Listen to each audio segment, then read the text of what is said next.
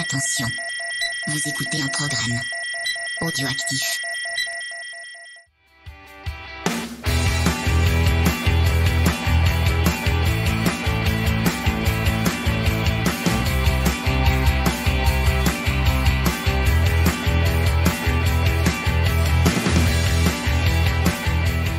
Salut à tous, on se retrouve pour un nouvel épisode de C'est qui en pôle, l'épisode 88 pour ce début de saison 2021 avec Pierre ce soir, comment ça va ?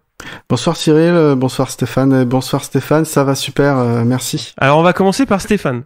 Comment ça va Stéphane ? Bonjour à tous, ça va et vous ? Bon, ça va bien. Et bonsoir. Donc, Steph, Pénélope ? Voilà, c'est ça, Pénélope Fillon, pas la femme d'Ulysse, hein. Parce que j'ai rien foutu sur le conducteur. Bah c'est bien sympa d'avoir quand même ton avis toujours éclairé et plein de mauvaise foi, on va dire. Pilier de bistrot virtuel, parce qu'on sait bien qu'il y a plus de bistrot en ce moment, donc faut maintenir quand même le mauvais esprit. Le rendez-vous habituel à la Binouze a été annulé, donc voilà. Ouais. On n'est pas prêt de s'y retrouver. Hein. Je ne sais pas, mais en tout cas le mauvais esprit doit perdurer. D'où ta présence. Bah voilà. Je me permets d'instiller un peu de franchouillard de base. On va commencer par le numéro 88. Pierre, je te laisse la main pour nous parler de Miguel Oliveira.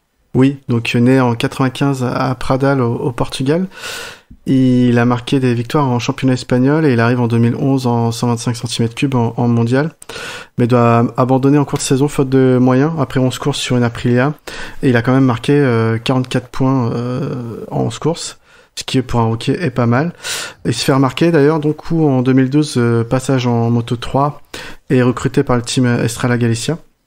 Il va se hisser à 2 reprises dans le top 3. Avec une bonne 8e place au général.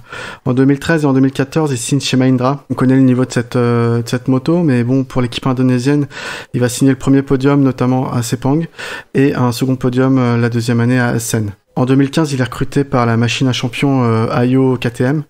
Donc 9 podiums et 6 victoires plus tard, et malgré un poignet cassé en courte saison, il finit vice-champion du monde derrière Danny Kent. L'année suivante, en 2016, il va monter en Moto 2 chez Léopard, avec une saison de rookie compliquée et une fracture de la clavicule.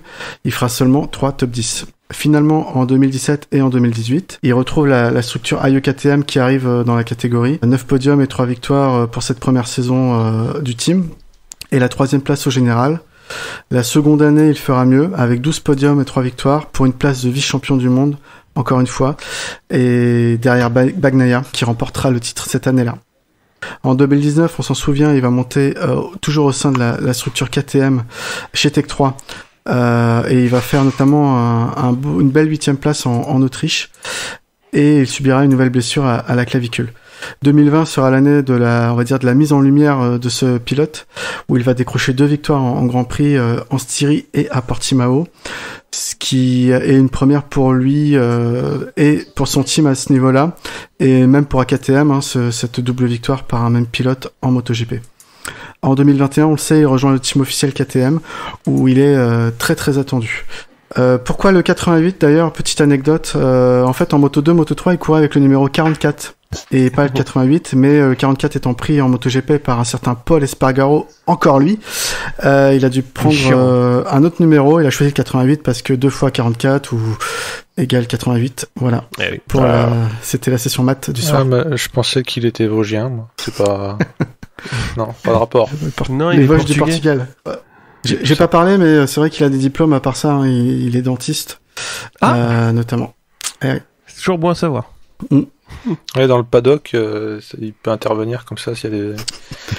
un paddock confiné, c'est un peu comme un avion, quoi. Faut qu'il y ait un médecin. Des petits trages dedans. Ouais. Bon. Faut qu'il y ait un flic et un dentiste. On va passer rapidement à quelques news, donc notamment le décès de Fausto Gresini, donc qui est survenu le 23 février 2021 des suites du Covid. Alors pour le palmarès pilote, c'est quand même assez impressionnant en petite catégorie puisqu'il a 2 titres mondiaux en 125 et 3 deuxièmes places et une 3e place, donc c'est quand même mine de rien 132 courses en 125 avec 21 victoires, donc c'est un beau palmarès en petite catégorie.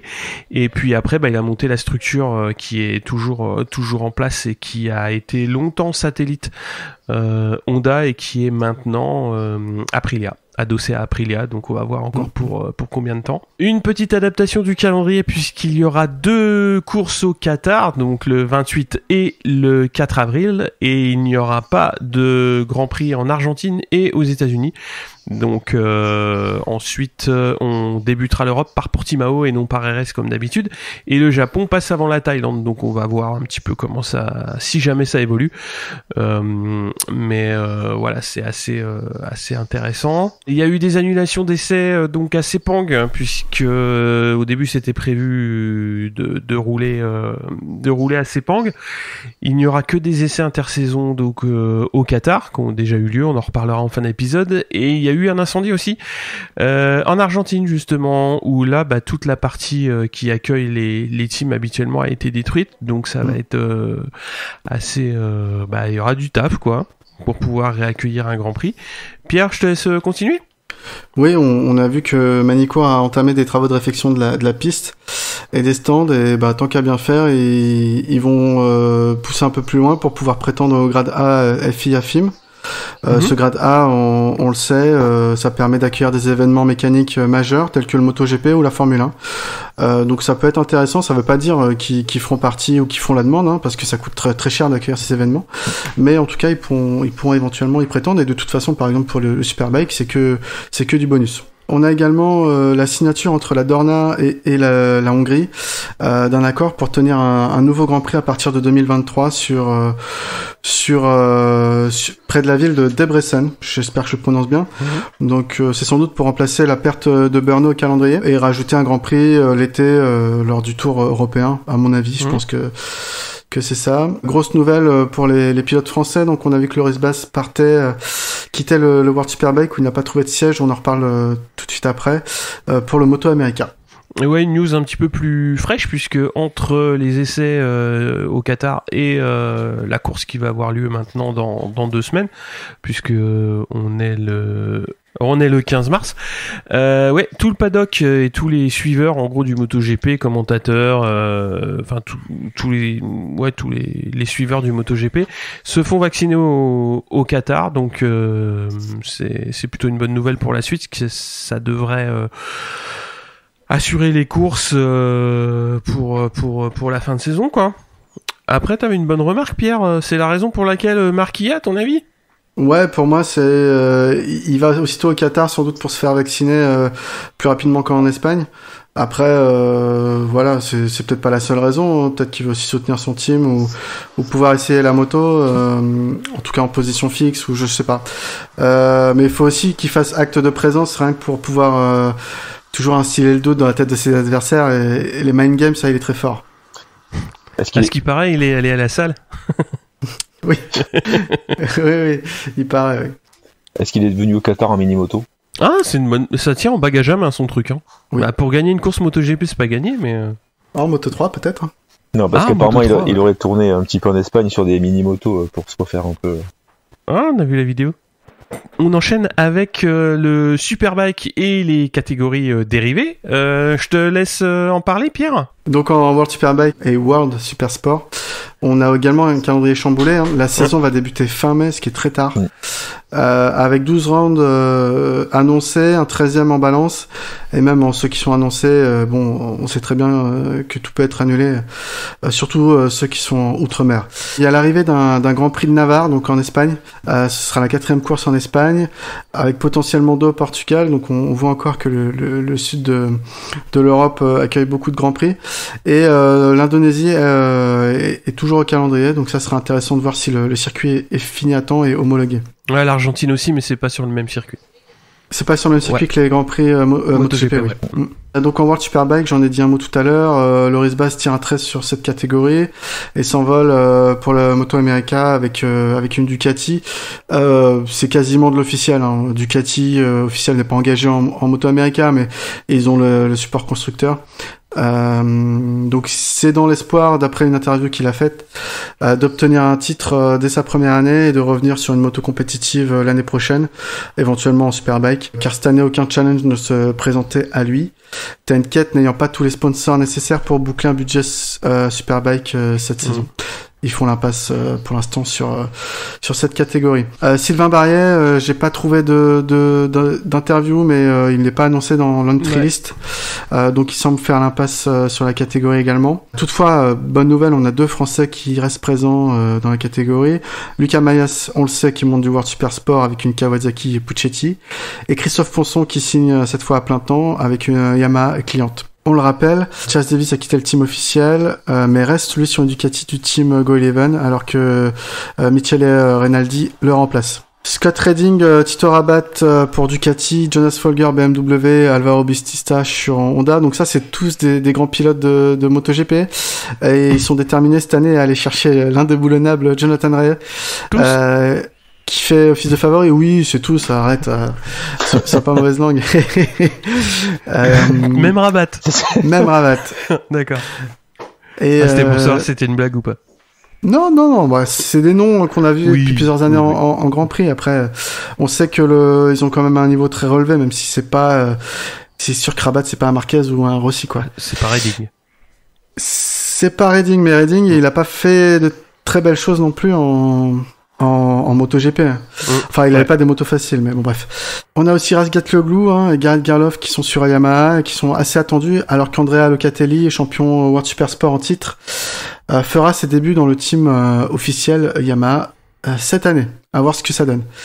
On a également des noms comme Sykes, Vandermark, Aslam et Lowe's qui restent des valeurs sûres de la catégorie.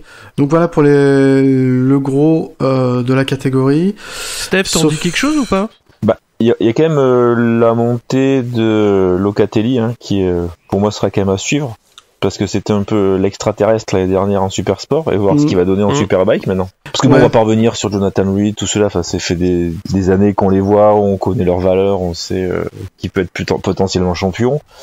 Mais c'est vrai qu'un mec comme quelqu'un comme Locatelli qui va directement chez le team Pata Yamaha. Ouais, je suis d'accord. Après, moi, je mets un bémol dans le sens où tous les champions World Super Sport qui sont montés ces 2 dernières années, et même les vice-champions, arrivés en Superbike, ils se sont cassés la gueule, quoi. C'était catastrophique. Je pense à Caricasulo qui est redescendu. Comment il s'appelle l'allemand là, Cortese qui vient plus là. Ouais, Cortese qui est carrément parti. Ouais. Tu vois, c'est pas simple de s'adapter dans un championnat qui reste compétitif. C'est vrai, mais je veux dire par là que Locatelli, enfin, jamais personne n'a fait aussi bien que lui en Super Sport. Donc on peut dire bon. Il est très fort. Donc voilà, avec une bonne moto pour le coup en mondial Superbike, que va-t-il faire? Mais il y a quand même l'énigme Bautista. Est-ce qu'il faut tirer un trait sur lui ou est-ce qu'il est capable de tomber, de faire ce qu'il avait fait chez Ducati? Est-ce qu'on sait si c'était la bécane, si c'était de la drogue, toutes les courses? Non, mais il faut dire que la moto était nouvelle l'année dernière, la Honda. Je pense que cette année il fera mieux. On va dire qu'il jouait le top 8. Top 10 l'année dernière, là je pense qu'il faut qu'il vise le top 5 cette année.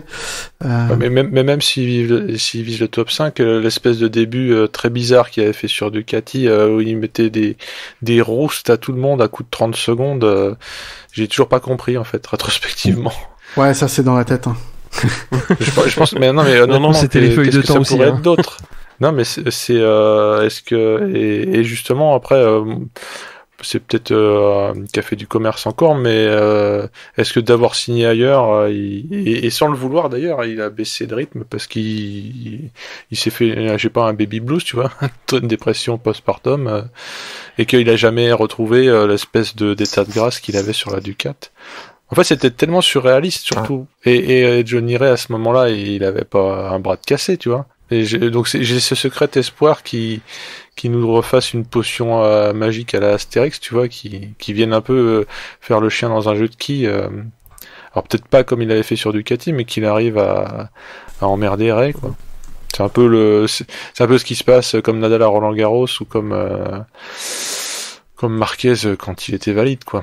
Faut quand même quelqu'un pour l'embêter. On va attendre Mayas quand même. Bah là, en parlant de Mayas ou de Locatelli, il y a des tests à Misano là aujourd'hui et demain. Et bon bah Locatelli a fait 6 et Mayas 8ème, voilà, en 1.35 pour Mayas. Ouais. En sachant que le meilleur temps c'est Toprak qui a fait en 1.34. Le meilleur temps suivi par Scott Redding. Voilà. Après tout le monde n'est pas là. Hein. Tout le monde n'est pas aux essais, mais c'est intéressant de voir ça. Ouais, il y a pas un gros gap quoi, donc c'est bien.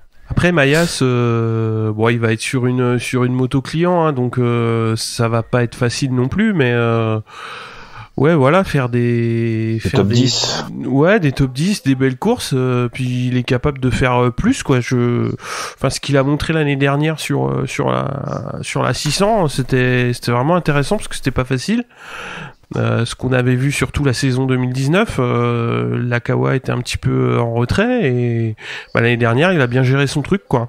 Donc c'est une montée qui est méritée, qui est attendue et j'espère qu'il va faire de belles choses, quoi. Locatelli aussi, quoi. Ça va être, on va voir. Je suis plus limité, mais non, mais t'as raison. Moi, ce qui m'a toujours impressionné chez Mayas, c'est le mental avant tout, quoi. Ouais. C'est un battant, vraiment. Ouais. C'est vrai qu'il a un gros mental. Hein. Non pas que les autres, tu vois, aient un mental plus faible, quoi, mais Mayas, qu'en face, ce soit une MV Agusta ou n'importe qui, il tentera le coup, quoi. Il ira. Et c'est ça qui est intéressant. On va voir comment il va se positionner. J'espère qu'il sera dans le bon paquet, que tout va bien se passer pour cette saison et qu'il aura des bonnes billes pour continuer, quoi. Parce que typiquement, le deuxième pilote Kawa, c'est Loves. L'année dernière, c'était pas fou, hein, donc typiquement, si cette année c'est encore un peu moyen pour Loves, il y a un coup à jouer, quoi. Et puis Aslam, c'est pareil, c'est moyen, je trouve. De toute façon, depuis qu'il est revenu en Superbike, Aslam, même chez Kawa, il a pas non plus fait quelque chose de foufou. Hein. Non, c'est pas monstrueux, mais l'année dernière, tu vois, la Honda était moyenne. Bon, Aslam, il réussit pas à la pousser non plus, quoi. Enfin, Aslam, ça devient un peu compliqué, quoi. Vandermark, il y a un peu plus d'espoir, je trouve. Il y a peut-être un peu plus à faire. Sykes, je le sens plus sur la fin de carrière, quoi. C'est moins, je pense que ça va être moins fort. Mais, un Redding, ça va être intéressant. Comme d'habitude, on va dire, comme les Ducati. Et puis Folger, ça serait intéressant de voir sur la saison, sur la durée. Est-ce que déjà physiquement ça va tenir ? Ça va être intéressant aussi, parce que c'est un pilote qui était très rapide en MotoGP. Bon, là il a une BM client, donc ça peut être problématique, en termes de performance. Mais déjà s'il arrive à tenir la saison, ça peut être intéressant pour la suite. Je te laisse passer au 600 ? Donc on a pour le World Super Sport 600, on a Maria Herrera qui reste dans la catégorie où elle participera au World Super Sport Challenge. Donc pour rappel, c'est juste les rounds européens, même si de toute façon c'est pas sûr qu'il y ait beaucoup d'autres rounds. Ainsi que Krummenacher, hein, qui revient sur une Yamaha avec le team EAB Racing après une sorte d'année sabbatique, on va dire. Et Caricasulo, donc qui vient au GMT 94 chez Yamaha. Lui qui revient du World Superbike un peu sur une déception, hein. Ouais. J'ai noté quand même attention à Dominique Garter, hein, qui vient faire à la fois son Moto E et la saison World Super Sport, qui a une très très grosse expérience du Moto 2, et on sait que ces gens-là quand ils arrivent ils sont très forts. Donc à Garter chez Tenket, Jules Cluzel, donc gros challenger, un des favoris de la saison, hein. Et unique français de la catégorie, ce qui change d'ailleurs. On a également Raphaël De Rosa, qui a toujours fait des coups d'éclat avec la MV Agusta, qui change de monture pour passer chez une Kawasaki cliente. Ça peut être intéressant dans le sens où la Kawasaki est peut-être plus stable, plus fiable. Plus constant, ouais. Ouais, c'est ça. Parce que c'est vraiment un pilote talentueux. Bon, on a vu que l'année dernière, il est sur un coup un peu de folie. Il a blessé Jules, mais c'est pas comme ça qui conduit tout le temps. Donc à voir. Et puis le plus observé, hein, sera sans doute le Sud-Africain Steven Odendal, qui a pris une 5e place au championnat l'année dernière chez Tenket, est passé dans le team Evan Bros Bardal. Donc on sait combien ce team est bon. On sait que le pilote est très bon parce que pour une année de rookie, il a fait 5e. Donc je pense que ça va être un sacré duo. Ça serait intéressant quand même de comparer les chronos qu'il fera par rapport à ce qu'avait fait Locatelli avec la même moto. C'est difficile de comparer parce que tu vas avoir des conditions climatiques différentes, ça va être chaud, mais j'espère qu'ils vont pas refaire la même que l'an dernier, quoi, parce que là ça va être chiant, hein. Ouais, parce qu'ils ont tué le Super Sport. Ouais. Déjà c'était compliqué, la saison était compliquée à mettre en place et les mecs ils t'ont tout plié en la moitié des courses, laisse tomber, quoi. Non. Si tu veux renvoyer tout le monde chez toi, faut faire comme ça. Bah non, mais c'est chiant, quoi. Enfin, c'était une année hyper chiante, ça, je suis d'accord avec toi. D'habitude, c'était plus intéressant le 600 que le Superbike, mais là, c'était dur à regarder. Bah oui, enfin, voilà, le mec qui part, tu le revois plus.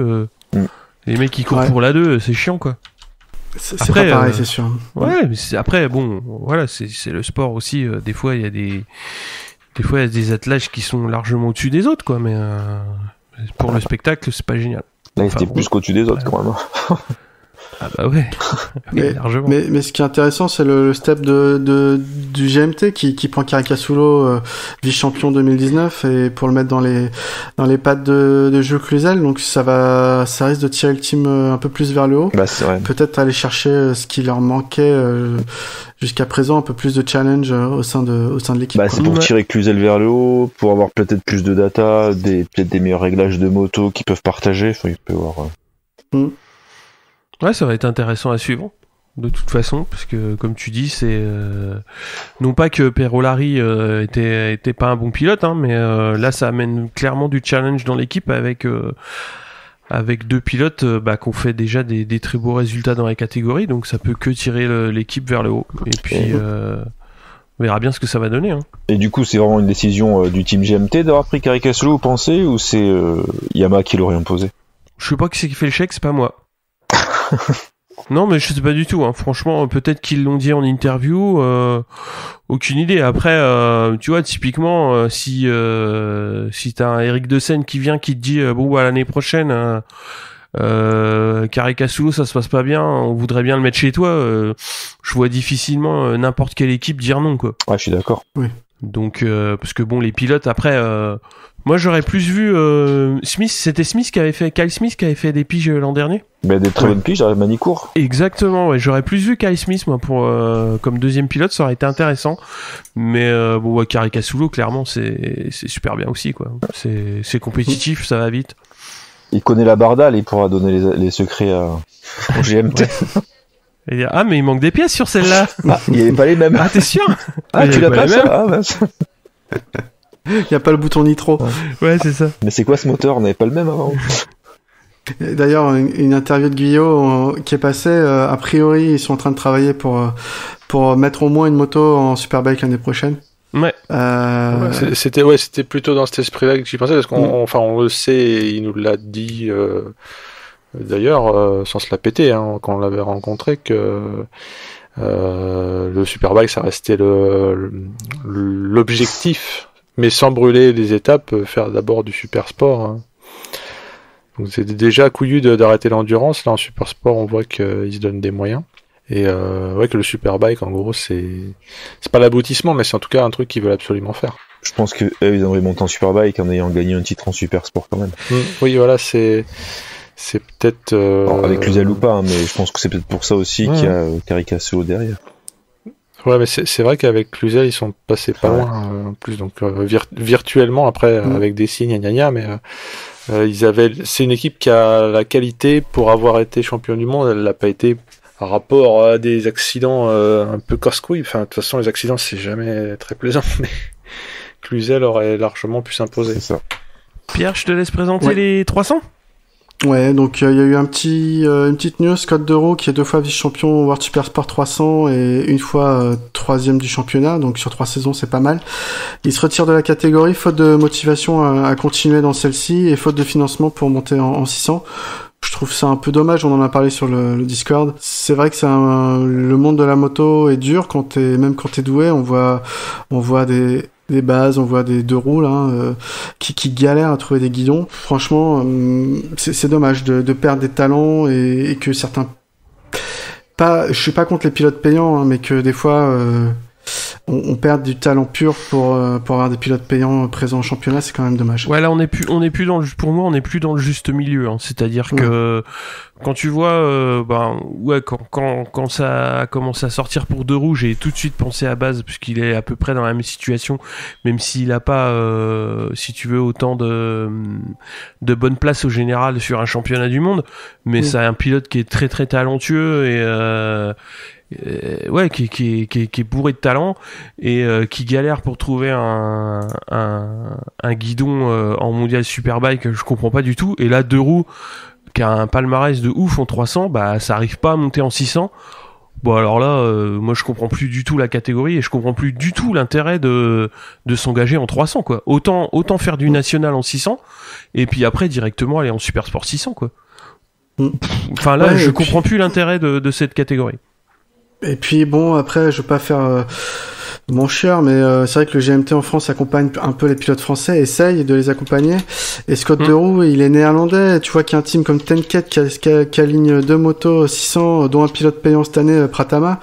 Tu fais bon, ok, c'est compliqué les budgets, mais je sais pas, un team néerlandais qui fait rouler un pilote néerlandais, ça a de la gueule, quoi.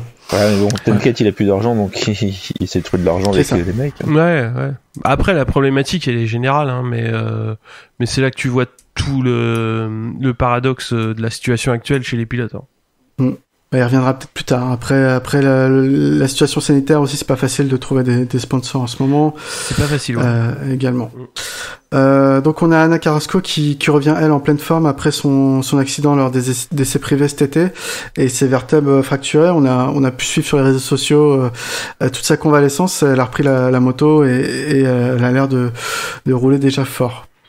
On a Jeffrey Buis qui est champion en titre de la catégorie, d'autres grands noms comme Tom Bossamos, José González ou Bahattin Sofoglou qui seront à suivre de près cette saison selon moi dans cette catégorie. Et on va également retrouver 4 Français cette année, donc Samuel Dissora, Hugo De Cancelis, également Sylvain Marcarian et Johan Guimbert, tous sur Kawasaki 400. Petit changement de règlement, fini les 2 groupes A, B cette année, le système de poule assez complexe et vraiment il y avait trop de séances à suivre.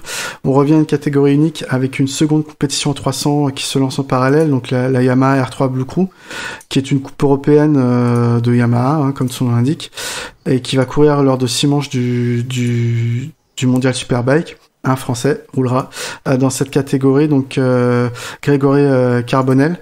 Mais je pense que ça c'est une bonne nouvelle, hein, parce que le système de groupe A et B, c'était pendant 2 saisons là, c'était horrible. C'était impossible à suivre, on ne comprenait rien. C'est le merdier. Il y a des gens qui faisaient des FP sous la pluie, ceux qui passaient 1 heure après, ils étaient sous la neige. On s'en souvient à Assen. Ouais. C'est vraiment trop injuste. Bon bref. C'est une citation de Calimero, ça, non? Non, mais le seul intérêt qu'il y avait, c'est que ça courait beaucoup. Enfin, c'est que t'avais beaucoup de courses, mais c'est complètement anti-sportif sur plein de points. Ouais, c'est pas équitable, clairement. Bon, ça reste une grosse catégorie, hein. Il y a 42 pilotes annoncés dans les entrées provisoires, donc c'est quand même un beau paquet de pilotes. Là, la liste de l'entrée, c'est uniquement la 300 là. Oui, c'est la 300, j'ai pas mis celle du Yamaha. Parce que du coup, tu vas avoir, enfin, c'est pas que si j'ai bien compris, vu que ça a été bien expliqué, j'ai bien compris, il va y avoir quand même des Yamaha en SSP 300. Alors, oui. Ça change pas. Il y a des Yamaha en SSP 300, comme il y a des Kawasaki. Je crois que c'est les 2 seuls, ils sont tous en Kawa. Ouais, c'est Yamaha ou Kawa, ouais. Ah, il y a une KTM quand même. Et en plus de ça, effectivement, on a une coupe Yamaha. On va l'appeler ça comme ça. De 300.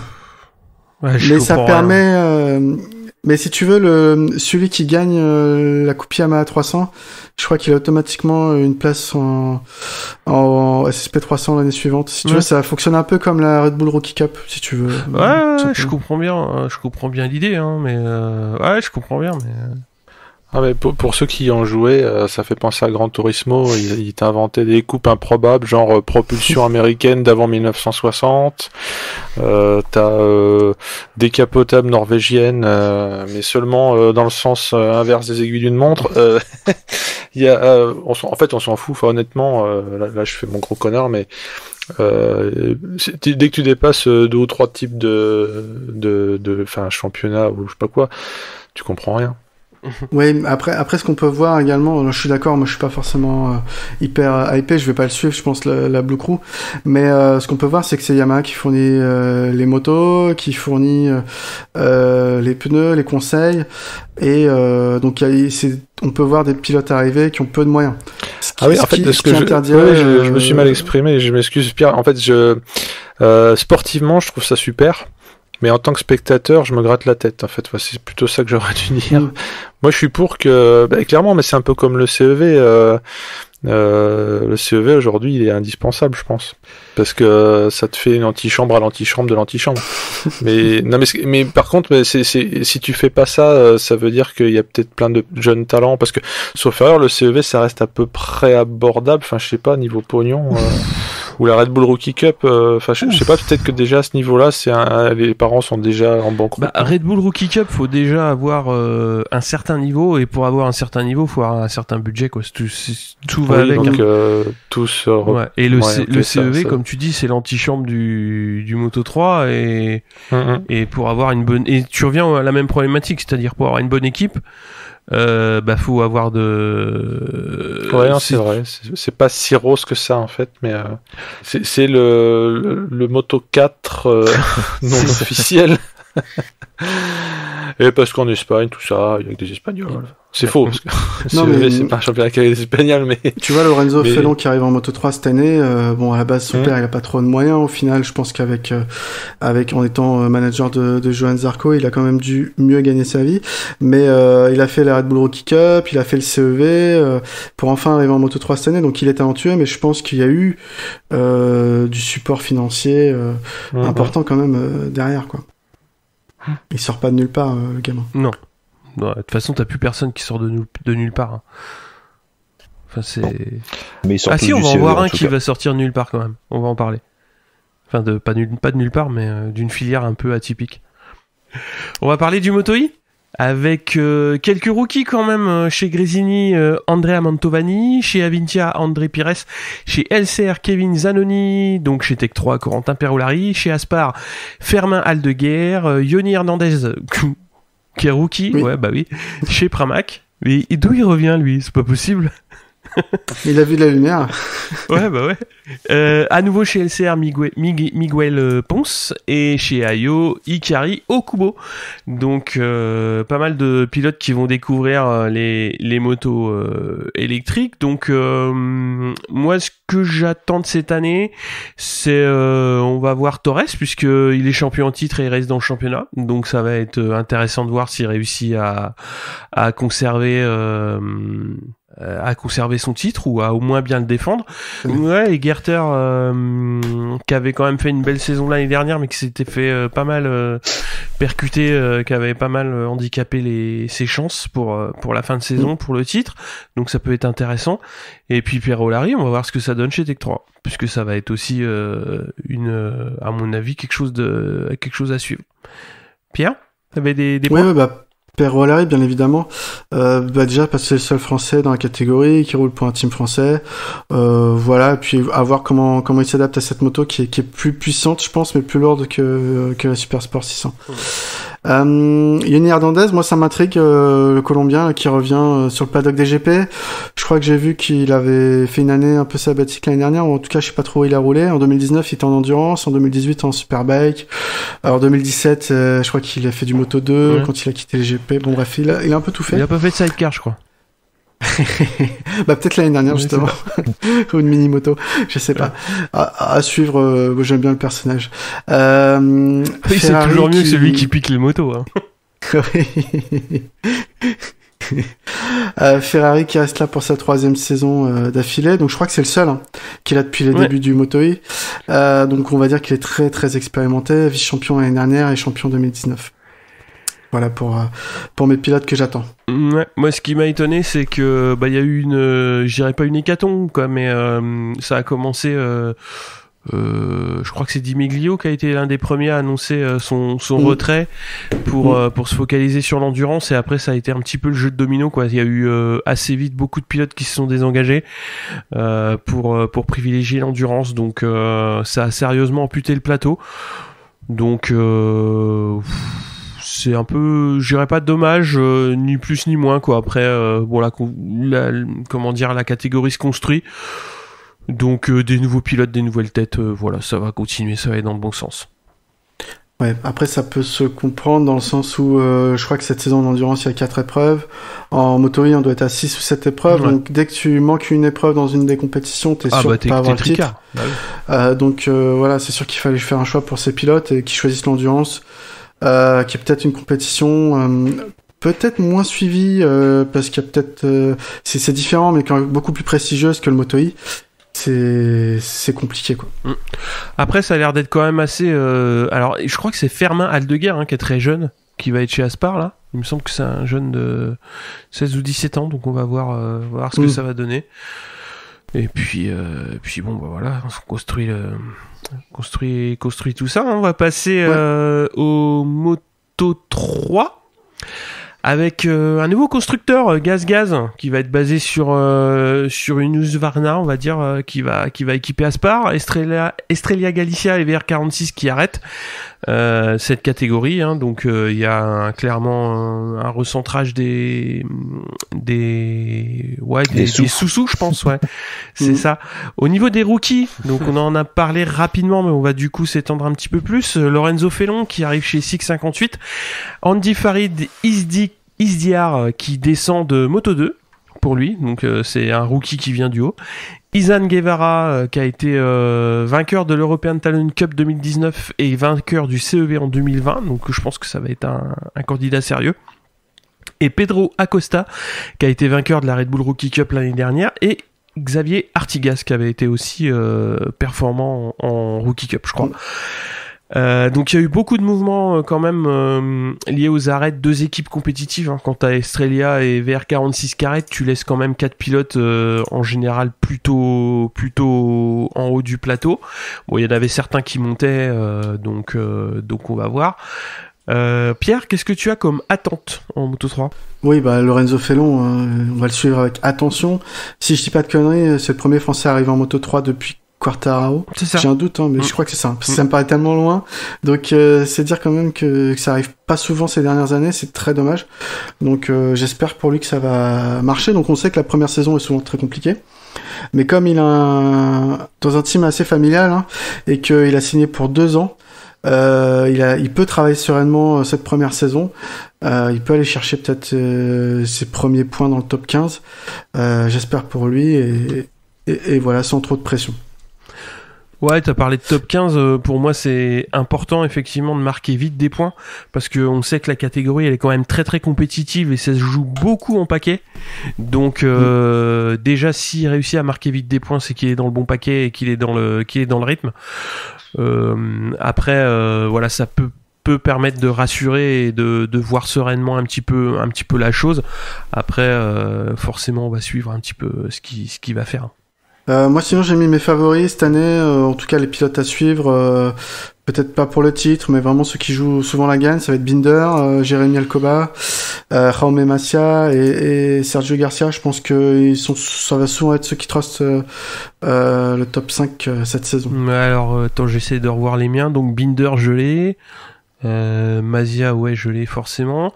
Alcoba, non, je l'avais pas mis. J'avais mis Acosta, moi, chez Ayo. Je voudrais bien voir ce que ça va donner. Et puis les Tech 3, parce que Honshu et Sasaki l'an dernier, ça avait fait des belles choses. Ça avait été un petit peu irrégulier, donc avec la tête un petit peu plus sur les épaules et une saison un petit peu moins fofolle. Honshu et Sasaki, ça peut jouer un peu plus haut. Donc voir. Après les Tech 3 c'est pareil, ça va être leur deuxième saison sur les KTM Moto 3, donc ça peut être aussi une manière de mieux connaître la moto. Donc forcément on va surveiller un petit peu ce qui va se passer de leur côté. Donc Pénélope. Mais moi je me pose la question, peut-être que c'est hors sujet, mais Gas prend une moto Husqvarna. Et c'est un peu donc les poupées russes, parce qu'en fait Husqvarna maintenant c'est KTM, ils font plus de bécanes eux-mêmes. Non mais je vais vous raccourcir. Un Gaz, c'est à la base un constructeur espagnol qui s'est fait racheter avec l'espagnol Ossa en 2014, puis racheté par KTM en 2019. Ah d'accord.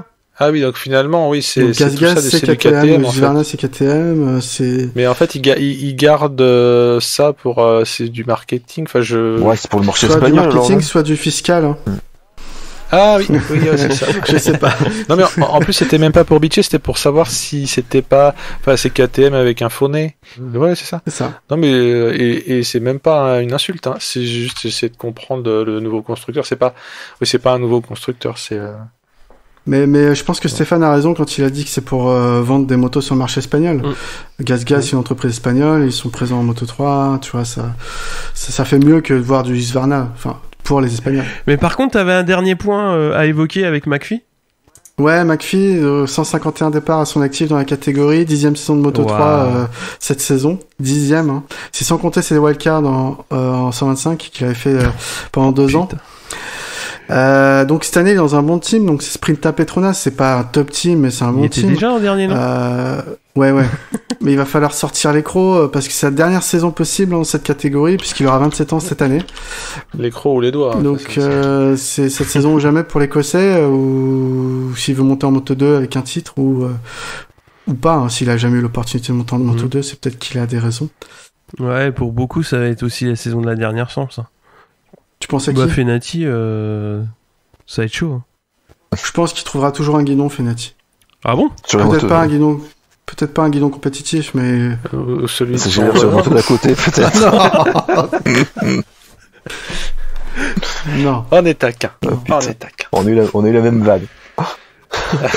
C'est parce que c'est une vanne à lui tout seul. Ah oui, et en endurance, il serait capable de rester sur la moto, lui. Hein. On passe aux Moto 2 avec quelques rookies en Moto 2, donc Cameron Bobir, Jari Montella, Celestino Vietti qui vient du Moto 3, Arbolino pareil, Raúl Fernandez idem, et on a Barry Baltus qui vient du Moto 3 après une saison sans points, donc qui est un Belge de 17 ans, donc on va voir ce que ça va donner, Albert Arenas et Ai Ogura. Pierre, les pilotes que tu attends? J'attends de voir Cameron Bobbier. Hein. Ouais. Déjà parce que ça fera 2 Américains dans la catégorie avec Joe Roberts. Ça fait vraiment plaisir parce que c'est une nationalité qui a presque disparu en Grand Prix, alors qu'on sait combien de titres ils ont accumulé. On a Sam Lowe qui rempile. Franchement, pour moi, c'est le favori cette saison. J'ai mis Luthi. Je suis pas convaincu par la saison de Luthi l'année dernière, honnêtement, mais t'as mis Luthi pour moi, ça reste une valeur sûre. Je vois pas qui d'autre, voilà, je sais pas, c'est l'outil, quoi. Wow. Je vais suivre surtout Rémi Gardner, qui a maintenant plus d'expérience, et une victoire 4 podiums l'année dernière, donc il est tête d'affiche chez KTM Ayo, il doit viser un top 3 au championnat pour moi. Et toujours un œil sur FCRIN, même si 2020 était en deçà de mes attentes. Un peu comme l'outil, c'est des pilotes... J'ai du mal, si tu veux, à couper le cordon, on va plutôt dire ça comme ça. J'attends pas vraiment qu'il fasse vraiment des résultats, mais j'aimerais bien. Ouais, je te rejoins sur Gardner. Hein. Moi, je voudrais vraiment que ce soit vraiment une montée en puissance par rapport à l'année dernière. Ce serait vraiment intéressant que ça progresse. Et il est dans une très bonne équipe, hein, donc si en plus il était dans une bonne dynamique, hein, donc ça va être intéressant. Loves, s'il est régulier, quoi, mais puis il chute pas trop. Et j'attends Bezeki et Canet. Moi j'ai noté, je voudrais bien voir des progrès de la part de ces deux-là. Et Bobir aussi, ça va être un bon révélateur parce que il a quand même largement dominé le Hama. Donc c'est des 1000, hein, c'est des 1000 de série. Donc l'AR descend sur des cylindres un peu plus petites, mais avec quand même des calculateurs, on va dire après assez compétitifs. Donc on va voir ce que ça va donner. Ça peut être un bon moyen de voir qu'il y a des ponts qui existent encore entre certaines catégories qui nous semblent lointaines et qui le sont peut-être pas tant que ça. On va voir. Ça serait bien que ça tourne. Ouais, t'as raison. Ouais. Je suis d'accord pour Bobbier. D'ailleurs, c'est amusant de faire le parallèle Baz qui part aux États-Unis et Bobbier qui vient en Europe. Enfin, en Europe, parce qu'il y a beaucoup de courses en Europe sur le championnat du monde, mais c'est amusant. Et c'est vrai que Bezeki, oui, t'as raison. Je l'ai oublié de le citer. Oui, carrément Bezeki. Ouais. Canet, il a fait une bonne saison l'année dernière. C'est pas un pilote que j'aime beaucoup, mais oui, aussi il était assez compétitif pour un rookie l'année dernière, donc à suivre. Ouais, faut que ça pousse, faut que ça avance, quoi. On va voir. Moi, j'avais un peu la même remarque que toi sur des vétérans, hein, parce que t'as quand même Simone Corsi qui est encore là, avec 176 départs, Luthi, t'en as parlé, 169, et Schroeter, il est toujours avec 144. Ouais. Mais ça fait quand même des sacrés vétérans, quoi. Après, est-ce qu'il roule en payant? C'est pareil, tu vois. C'est notamment Corsi la saison dernière, c'était n'importe quoi. Ouais, ça devrait être la même cette année. Est-ce qu'il mérite son guidon, quoi? C'est toujours pareil. Ou est-ce qu'il le paye? Ouais. Sinon, il y a une news qui est tombée tout à l'heure. Donc Speed Up va distinguer désormais le nom de son châssis et le nom de son équipe. C'est-à-dire que l'équipe restera Speed Up, mais le constructeur, donc le châssis, prendra le nom de Bosco-Scuro. Et voilà, moi j'attends beaucoup de spectacles cette année de cette catégorie, en espérant qu'ils trouvent quelque chose pour changer la monotonie ambiante. Moi je verrais bien des départs type Le Mans, tu vois. Ah, pas mal. Parce que là, on se fait chier mais tous les week-ends et... Ouais, mais avec des chaussures de ski, ça sent. Ouais, où tu leur mélanges les bottes de l'autre côté, quoi. Mais faut trouver une solution, quoi, parce que là. Comme au triathlon, quand il faut qu'ils changent de tenue et tout. C'est là, ça devient chiant comme la pluie. Ou alors tu fais comme en supermode, tu mets une partie en terre, tu vois, pour qu'ils. Voilà, c'est plus compliqué quand même. D'action, quoi. Alors, c'est un peu compliqué, mais justement. Mais par contre, Marc VDS a sorti sa livrée aujourd'hui, et c'est une des plus belles motos qui va être sur le plateau. Je sais pas, vous avez pas vu? Le rouge bordeaux là. Ouais, là, un peu flamèche et tout. Ça change du bleu un peu délavé là, un peu jean. Ouais. On va passer au MotoGP. Alors, 3 rookies, 4 du coup, puisque j'en ai oublié. 3 Italiens, un Espagnol, donc Marini, Bastianini et Lorenzo Savadori, qui est considéré comme rookie, et Jorge Martin, qui arrive lui chez Pramac. Les 2 premiers, donc Marini, Bastianini, vont être chez Ducati et Sponsorama et chez Sky VR46, qui vont être un peu dans la même équipe quand même, et Savadori qui va être chez Aprilia. Donc on va voir un petit peu ce que ça va donner. Tu voulais dire quelque chose sur Marini, Steph? Marini, on va voir, comme c'est le demi-frère du nom moins demi-dieu, Stéphane. Oui, pour lui, c'est pas demi. Du dieu tout court. Oui, mais bon. Sur cette team, qu'est-ce qu'elle a de VR46? C'est des autocollants. Des autocollants Sky, c'est du Sky. Non, mais voilà, c'est ce que je voulais savoir. Est-ce que c'est un peu comme une sorte de non, mais une préparation, parce que Rossi, on sait qu'il veut sa team MotoGP, mais comme il y a un nombre de places limitées, même le grand Rossi est obligé d'attendre. C'est pas certain. En fait, Marini et Bastianini, ils roulent chez Avintia, mais une partie du box Avintia, c'est Sky VR46, et une autre partie, c'est Sponsorama, c'est suivant qui paye les gros sous. Un peu comme chez LCR, t'as Castrol pour Alex Marquez et Idemitsu pour Nakagami. Ce que disait Steph est un résumé assez limpide, c'est qu'en gros, c'est une histoire de qui est-ce qui paye, mais c'est pas une team VR46 avec Alex Briggs qui prête ses outils et Rossi qui règle la fourche, quoi. Pour l'instant, c'est de la com et des sous. Oui, c'est de la com. C'est important. De toute façon, c'est difficile de faire de la com sans sous en MotoGP. Les dernières rumeurs que j'ai entendues, alors c'est des rumeurs, c'était Sky VR46 chez Suzuki, Team Satellite Suzuki ou Yamaha pour le futur, quoi. Mais on verra. Mais pas pour Ducati. C'est même si c'est un peu presque du tapis vert entre guillemets pour un espèce d'amoureux transi de Rossi, c'est intéressant de voir comment il va gérer ça. On va parler de fin de carrière quand même, parce que même moi je le vois pas champion cette année. Les auditeurs noteront que ce n'est pas moi qui l'ai dit. Non mais bon, voilà. De quoi que tu disais, Pierre? Faut pas. Non, je disais que les auditeurs noteront que ce n'est pas moi qui l'ai dit. Pierre, qu'est-ce que t'en dis de cette saison qui va bientôt commencer? Moi je vais être déçu arriver sur la première course de pas avoir Dovi, quoi. Ça va être un déchirement.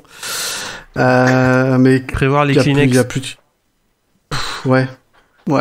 Ou alors de pas regarder les grands prix. Bon. Non. Oui, ça marche aussi. Plus sérieusement, j'attends beaucoup de Miller et Zarco chez Ducati. Vraiment, ils ont fait des tests Sepang intéressants les deux à différents niveaux. Et Jorge Martin en tant que rookie, il impressionne déjà. Il a fait déjà des très bons chronos aux essais. Quartararo quand même, parce que je pense que cette année il devrait être numéro 1 chez Yamaha par ses résultats. C'est du moins ce qu'on attend de lui, je pense. Je m'avance peut-être, mais pour moi c'est le statut qui doit tenir. Et puis Mir, champion du monde versus Marquez qui revient. J'attends de voir si Mir peut tenir tête à Marquez, que ce soit sur la durée du championnat ou rien que sur une course, ça m'intéresse. Attends, t'as dit tenir tête à qui? À Marc Marquez. C'est un peu ce que j'attends aussi de la saison, hein. C'est-à-dire il faut que cette année Mir qui confirme son statut de champion du monde. C'est ça. Face à Marquez, c'est pas un statut si à Marquez rabais. revient à son meilleur niveau, on va voir vraiment ce que ça donne. Parce que finalement Mir il est champion du monde, mais voilà, il a gagné très peu de courses. Finalement, il a pas été tout le temps devant, quoi. Il était toujours bien placé. On va dire que Mir était champion du monde sans battre en course le champion sortant. Donc c'est pour ça que certains ont des doutes sur sa légitimité. Moi, j'ai aucun doute sur la légitimité de Mir. Mais moi, ce qui m'intéresse, c'est de voir Marquez avec les crocs et essayer de foutre la misère à Mir, tu vois, pour montrer à tout le monde que c'est lui le champion. Je pense que c'est ce qu'il veut aussi. Hein. Mais ouais, oui, non, mais je suis d'accord. Moi, j'attends de voir vraiment Mir, qui montre son potentiel de champion du monde face à un septuple champion du monde. Octuple. Ouais, ça j'en reparlerai après de Marquez. Steph, tu veux en dire quoi de cette saison qui s'annonce? En fait, pour moi, ça peut paraître paradoxal, mais entre Mir et Quarta, celui dont j'attends qu'il confirme, c'est Quarta, parce que faut quand même se souvenir la déception qu'on a eue. Et c'est pas qu'il a été décevant, c'est que nous, en tant que Français, on était on fire, mais on ne pouvait que l'être par rapport au début de saison. Et il y a eu... je suis pas sûr qu'on pourrait dire qu'il y a quelque chose qui s'est cassé, mais comme il a été moins flamboyant, moi j'ai été un peu chonchon. Donc je m'attends pas vraiment à quelque chose de précis, mais soit il confirme que c'est un tueur, soit il va faire ventre mou, et ça m'embêterait, quoi. Je pense pas que ça arrivera qu'il fasse ventre mou, mais je sais pas si vous partagez la même impression. Oui et non, mais moi j'attends plutôt Mir de Quartararo, parce que Quartararo il est pas champion du monde. Donc tu vois, je pense qu'il y a plus d'attente finalement de savoir ce que va faire Mir plutôt que Quartararo. Quartararo il a quelque part encore tout à prouver. Mais pourquoi je te disais, pourquoi je ressens ça, c'est que j'ai l'impression que Quarta, en termes d'explosivité et de jus, alors peut-être parce qu'il est un peu plus foufou que Mir, je lui verrais dans l'absolu plus de potentiel que Mir, en termes de pilotage pur. Mais c'est peut-être parce que je suis un gros chauve. Je suis d'accord avec toi sur ça. Par contre, je pense que c'est plutôt l'aspect feu d'artifice. Il est plus flamboyant. Voilà, après, on se souvient d'Henri Lecomte, il n'a jamais gagné de grand chelem, il était flamboyant. Donc, c'est un petit peu chiant, quoi. Pas que ça soit vous aimez mes comparaisons, là? Pas que ce soit le Poulidor de la MotoGP, là. Non, mais voilà, mais en fait, voilà, c'est des fois, c'est à la fin du bal qu'on paye les musiciens, et là, le musicien qui a assuré, c'était Mir. Hein. Après, Quartararo, il va aller chez Yam, pour l'instant, on va peut-être plus parler de Vignales que de Quartararo, alors finalement... De qui? Du cousin du mec qui est en Superbike. Ouais, ça va finir comme ça. Hein. Non mais voilà, peut-être que Quartararo, pour l'instant, on n'en parle pas trop, et c'est très bien en fait.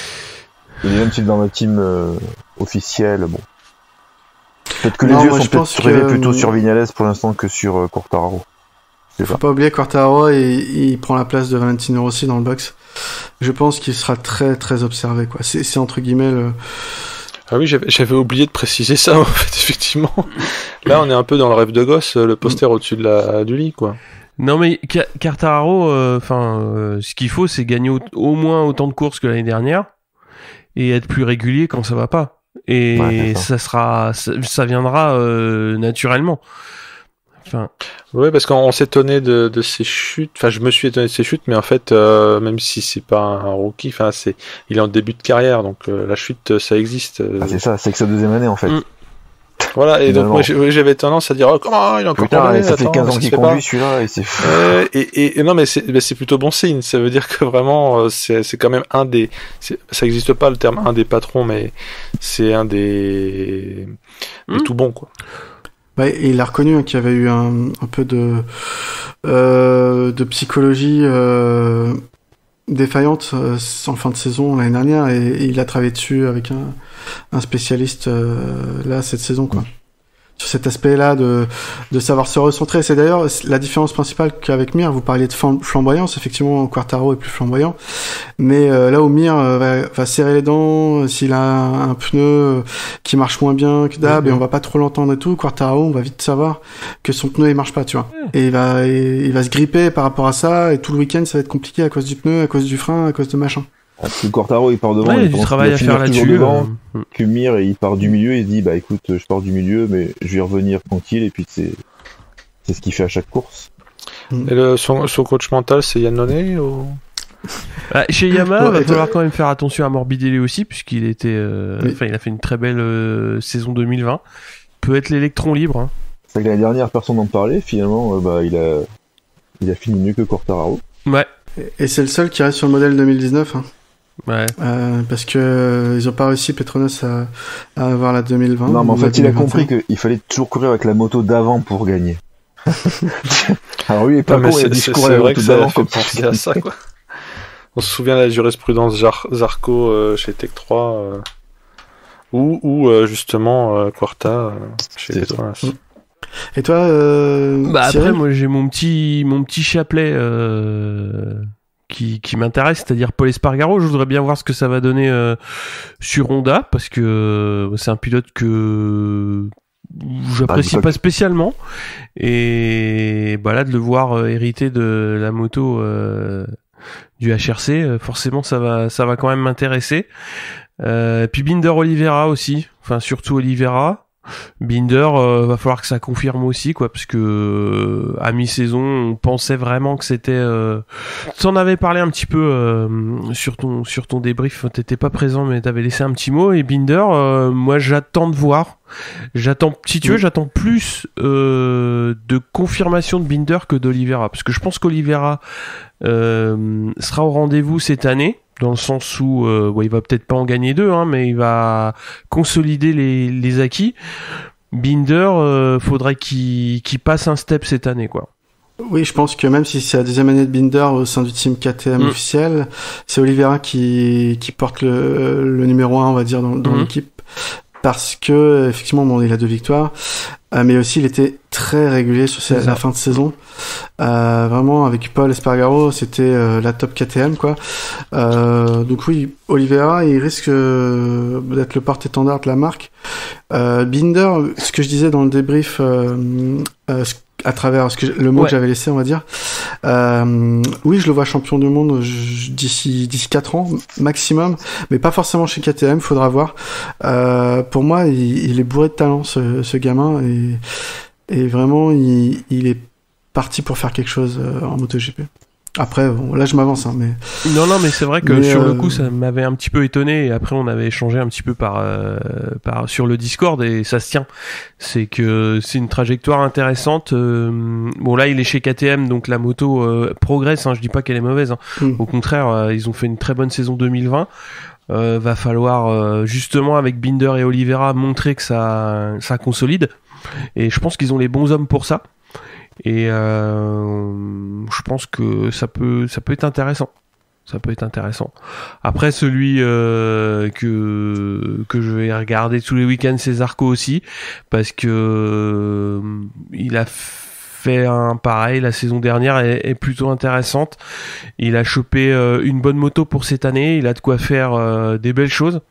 Je pense que il y a de quoi faire des top 5 régulièrement, et quand je dis régulièrement, c'est quasiment à chaque course. Et puis des podiums les bons jours, hein. Quand je dis les bons jours, c'est les circuits qui où la Ducati est compétitive.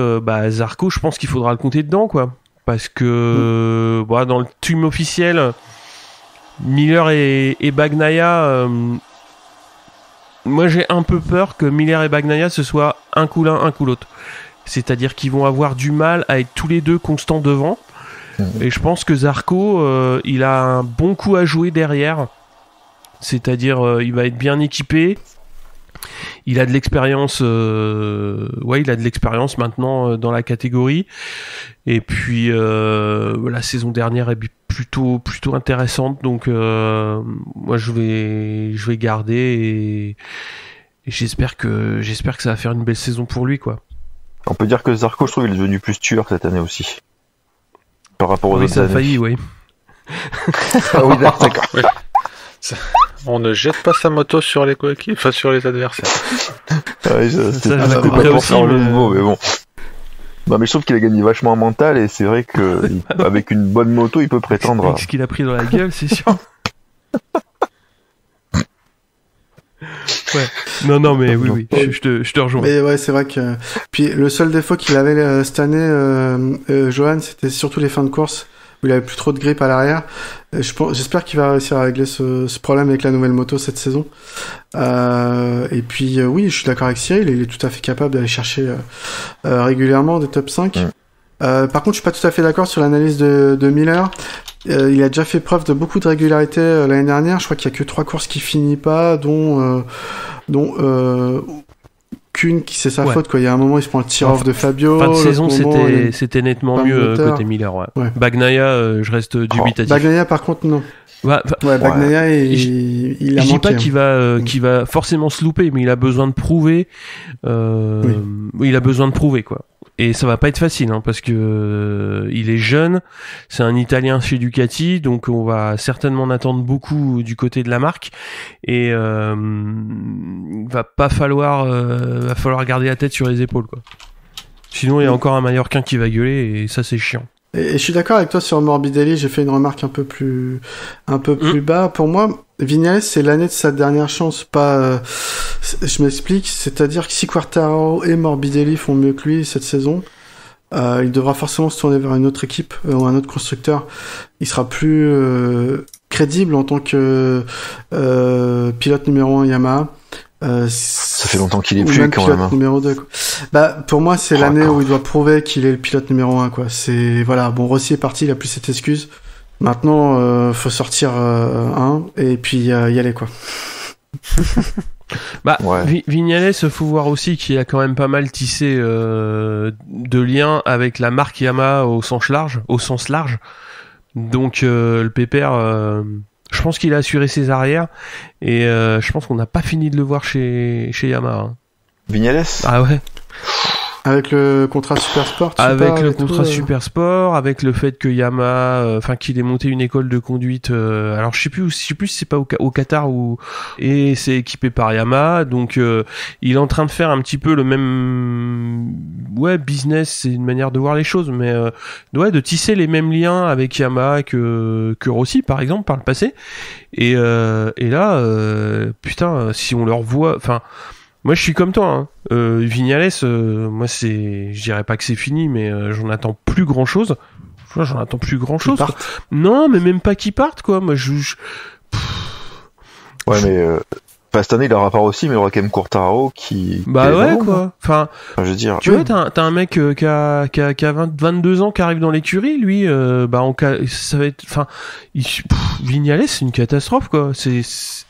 Moi, je comprends pas. Parce que ça serait même peut-être plus la honte de se faire battre par Quartararo que par Rossi. Je sais même pas si c'est une histoire de honte ou quoi, mais au bout d'un moment, t'es chez Yamaha officiel. Spies, il a eu moins de chance que lui, quoi. Spies, le gars, il a dit, t'es tombé 2 fois, barre-toi, quoi. Et Vignales, c'est plus des cartes chance qu'il a, quoi.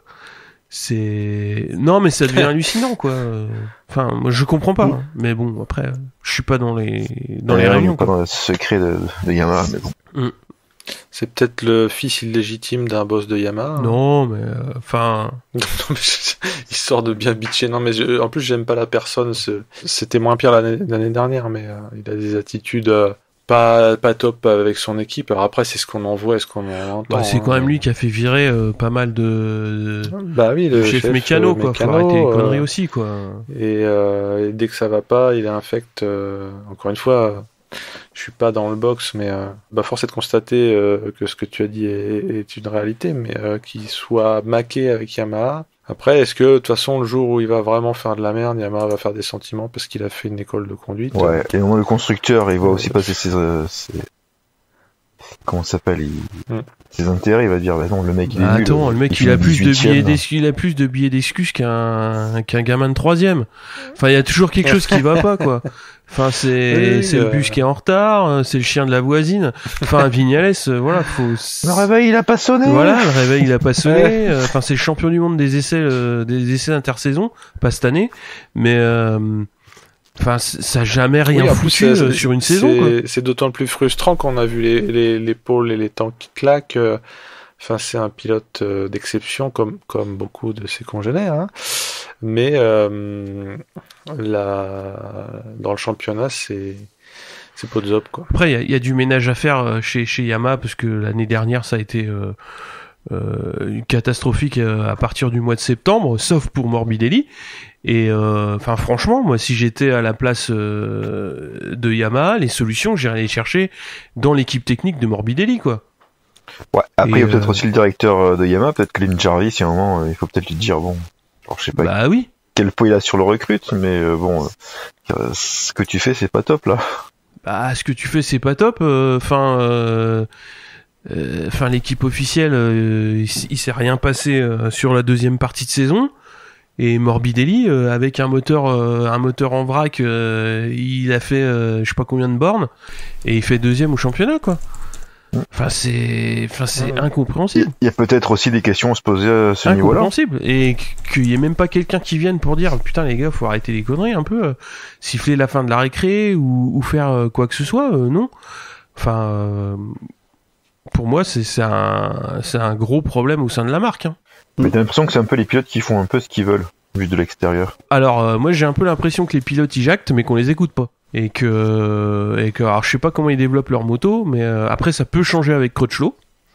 On verra. Oui, mais le fait est que l'année dernière, ça a été un petit peu perturbé aussi, et on va voir déjà si les problèmes moteurs ont pu être réglés à l'intersaison. Donc ça, on verra ce que ça va donner aussi. Mais moi, je trouve que ça transpire pas la sérénité, quoi. Steph, tu voulais dire quoi sur justement dans la partie un petit peu d'hiver? En fait, c'est vrai qu'on parle pas, enfin, on parle pas trop. On parle des constructeurs, on parle un peu plus des pilotes que des constructeurs, et je me disais, voyons voir ce que va faire KTM cette année. C'est vrai que l'année dernière, ils nous ont quand même agréablement surpris parce qu'ils ont réussi à gagner des courses. On a vu qu'ils étaient là, ils tenaient tête au Honda, au Yamaha. Ils ont bien progressé, et j'attends de voir l'année prochaine, voilà, ce qu'ils vont faire. Est-ce qu'ils vont rester sur la même dynamique? Ouais, c'est une très bonne question, surtout que moi je considère que l'année dernière, Honda était absent pour des raisons qu'on connaît, notamment la blessure de Marc Marquez et son absence, et Ducati a été absent par des difficultés de la moto sur beaucoup de points. Est-ce que cette année, donc Honda qui revient avec un Paul Espargaro qui a l'air de s'être bien adapté à la moto, et Ducati qui semble avoir corrigé certains défauts, la Yamaha toujours aussi forte. Est-ce que cette année justement on va voir que KTM eux ont marqué le pas par rapport au fait que les autres constructeurs ont aussi avancé un peu dans le niveau de leur moto, ou au contraire est-ce qu'ils vont être aussi forts que la fin de saison l'année dernière? Ce serait intéressant à voir. Ouais. Surtout qu'ils ont plus Espargaro, qui a quand même développé un peu la moto depuis quelques années. Bien sûr. Donc voilà, est-ce qu'ils vont réussir du coup à maintenir un peu le même niveau? Ouais, ils ont toujours Pedrosa et ils ont les deux pilotes qui ont gagné les 3 victoires pour eux l'année dernière. Donc oui, Paul Espargaro était l'élément fort de l'équipe. Après, c'était pas l'élément qui gagnait. J'ai envie de dire. Non, après voilà, ils ont Oliveira et Binder. Voilà, est-ce qu'ils ont le niveau d'Espargaro? Ils ont pas l'expérience. Ouais, ils ont sur le niveau. Je te rejoins sur l'expérience. Effectivement, ils ont pas l'expérience, mais je trouve que c'est très important qu'un mec comme Binder en ait déjà gagné une, parce que ça te met dans une position où tu sais ce que tu peux faire. Et surtout Oliveira, donc les deux qui gagnent dans des circonstances totalement différentes l'une et l'autre, aussi ça le met en position mentalement de manière totalement différente, hein. Savoir que le week-end qu'il fait au Portugal, le mec il est intouchable. C'est ça qui est impressionnant de voir de sa part. Après Binder, à part sa fin, entre parenthèses, il a quand même pas fait grand chose l'année dernière, qu'on l'a pas trop vu non plus. Hein. Ouais, il a manqué de régularité, mais je te rejoins là-dessus, ça n'a pas été facile. Après, il y a peut-être des raisons à ça qu'on connaît pas, hein, mais Binder, voilà, je pense qu'il va avoir besoin aussi de se sentir épaulé, parce que peut-être que l'année dernière il était un petit peu laissé de côté, je sais pas, mais enfin faut voir aussi comment KTM va gérer ses pilotes, quoi. Ouais. Et côté KTM, on a Petrucci qui arrive, qui est quand même également double vainqueur de Grand Prix. Bon, lui, il doit s'adapter à la moto. Et à voir ce que ça va donner. Il s'adapte un peu moins bien qu'a priori Paul Espargaro sur la Honda. Donc, ah bah apparemment, je lisais qu'Espargaro disait qu'il s'adaptait très bien à la Honda. Il aurait signé des deux mains. Enfin, il pensait pas s'adapter aussi vite en fait. Donc, ouais, mais ça se voit dans les temps. Moi, je voulais faire quand même un gros pâté sur un gros pâté sur Marquez, Marc Marquez, parce que tout le monde, on voit beaucoup popper favori, pas favori, etc. Quand même, faut quand même voir que ça fait 8 mois qu'il a pas piloté, donc on va déjà attendre de le revoir dans une FP1. Pour voir ce que ça donne. On verra l'écart de temps qu'il y aura à ce moment-là, et puis c'est pas dit qu'il revienne au Qatar.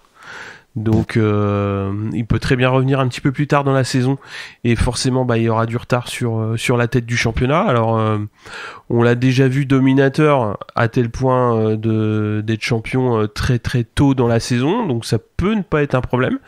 Tant que je l'ai pas vu en FP1, je sais pas dire. Je sais pas de votre côté, mais moi, j'ai l'impression que comme c'est un grand malade, je parle pas des risques, mais de la façon de piloter. Je veux dire, je crains.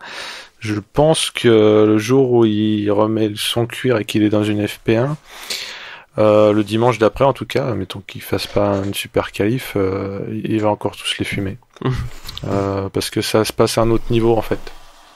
Ouais, Et Dieu sait que c'est pas mon favori, mais je cherche à comprendre comment fonctionne cet animal, et après il va peut-être, ce qui risque de lui jouer des tours, et peut-être c'est mieux pour sa survie, c'est que comme il sait que quand il s'en est pris une bonne, il a ramassé ses verres, il va peut-être moins faire des trucs bizarres, genre glisser de l'avant sur 40 mètres. Mais j'ai l'impression qu'en génie, c'est même plus du talent, c'est du génie.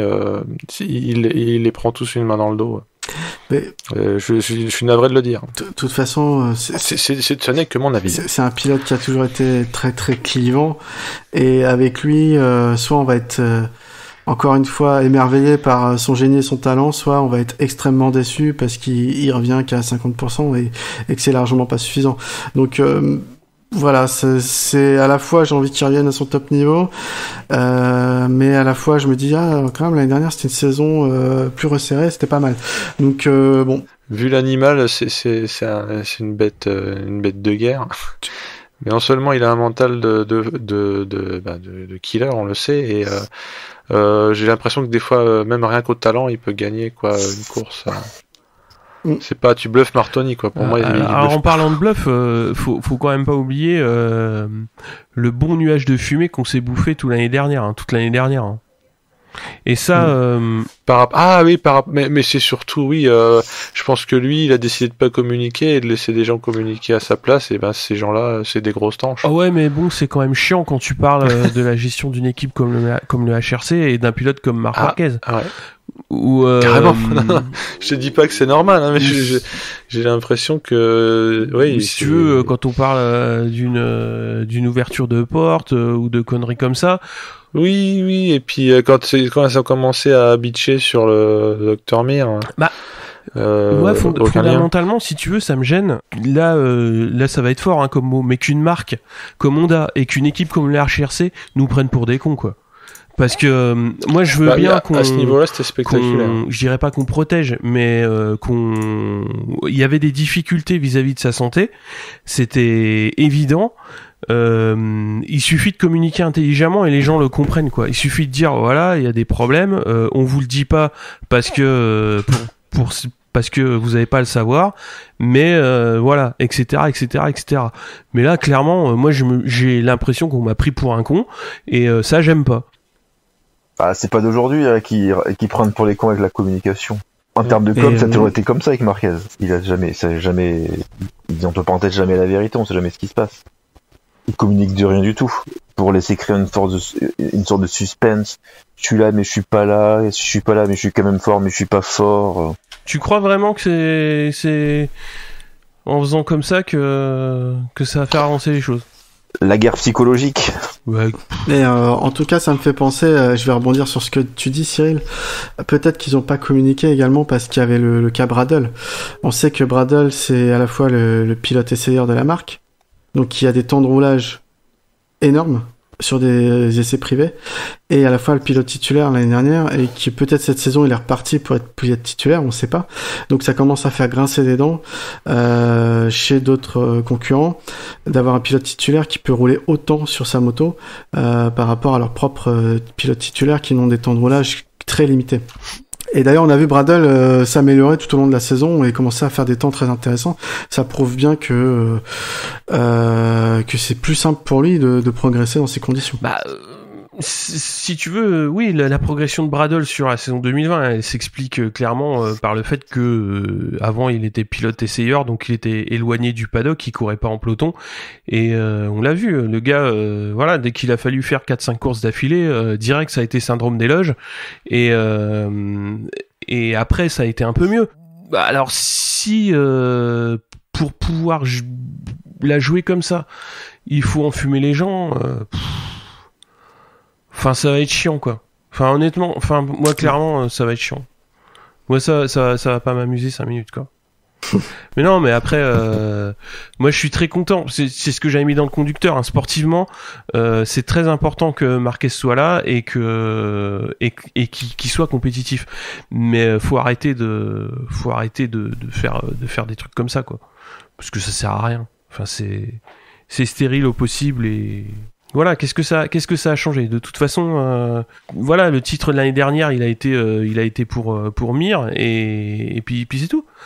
Puis voilà. Enfin, je vois pas où est le problème. Je vois pas où est le problème de dire, d'être honnête et de dire bon bah voilà, il y a des soucis récurrents et bah je sais pas, tu vois, typiquement un Bradle, tu dis bon bah voilà, il est pilote d'essai, qu'est-ce qui t'empêche d'aller chercher un Bautista par exemple, qui est en contrat Honda en Superbike? Ouais. Je sais pas, il y a des solutions, il y en a plein. Hein. On parle un petit peu rapidement du Qatar, puisque il y a eu comme on l'avait dit des essais et avec un beau record de vitesse pour Zarco quand même, quasiment à 100 mètres secondes. Parce qu'il y avait le vent dans le dos, je crois, ce jour-là. Ah bon? Non, je déconne. Il avait mangé léger la veille, c'est ça? C'est ça. Ah bah, il est un peu déçu parce qu'il espérait atteindre les 360. Positionné, hein, parce que Miller a fait le meilleur temps. Bah toujours Vignales bien aux essais, hein, comme d'hab. Champion des essais. Ouais. Bah ouais, mais Quartararo, Morbidelli pas loin, donc c'est bien. Bagnaia après. Bon, on verra bien. Allez chez Spargaro qui fait la surprise quand même. Et puis les deux pilotes Suzuki, c'est plutôt pas mal quoi. Alors, on n'a pas vu, moi j'ai pas vu beaucoup d'images. Non, mais après c'est pareil, il y a la dernière session pendant laquelle il n'y a pas beaucoup de pilotes qui ont tourné parce qu'il y a eu beaucoup de sable, des tempêtes de sable, donc c'est pareil, peut-être qu'il y aurait des gens qui auraient amélioré des chronos, qui auraient fait un peu plus de boulot sur les machines, et il manquait une session. Ouais, bon bah de toute façon, ils sont tous restés là-bas pour se faire vacciner et puis préparer la saison sous de bonnes auspices. Est-ce qu'on a fait le tour, mesdames et messieurs? Non, Pierre, t'avais quelque chose à dire sur les essais? Ouais, bon, on a vu que Miller très fort, Zarco très vite.